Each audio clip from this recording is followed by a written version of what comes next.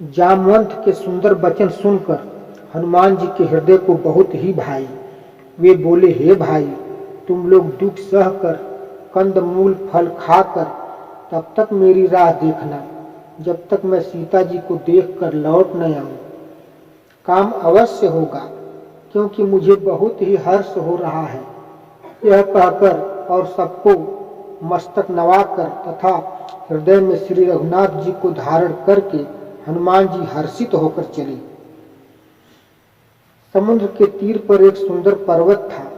हनुमान जी खेल से ही अनायास ही कूदकर उसके ऊपर जा चढ़े और बार बार श्री रघुवीर जी का स्मरण करके अत्यंत बलवान हनुमान जी उस पर से बड़े वेग से उछले।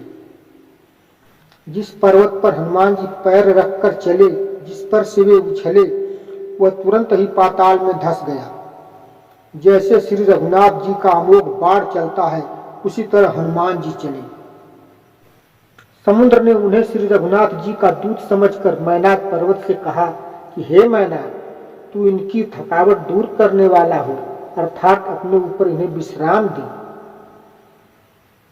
हनुमान जी ने उसे हाथ से छू दिया, फिर प्रणाम करके कहा, भाई, श्री रामचंद्र जी का काम किए बिना मुझे विश्राम कहा। देवताओं ने पवन पुत्र हनुमान जी को जाते हुए देखा। उनकी विशेष बल बुद्धि को जानने के लिए परीक्षार्थ उन्होंने सूरसा नामक सर्पों की माता को भेजा। उसने आकर हनुमान जी से यह बात कही, आज देवताओं ने मुझे भोजन दिया है।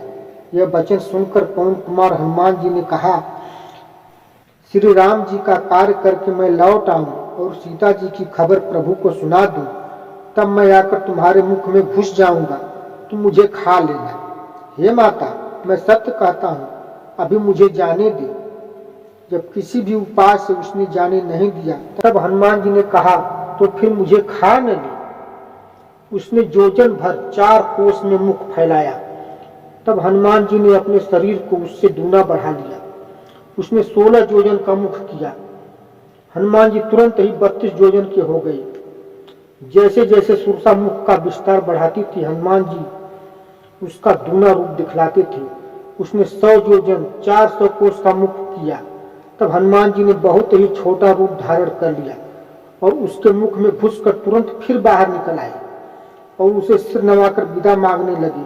उसने कहा, मैंने तुम्हारे बुद्धि बल का भेद पा लिया, इसके लिए देवताओं ने मुझे भेजा था। अब आगे की कथा अगले एपिसोड में सुनेंगे।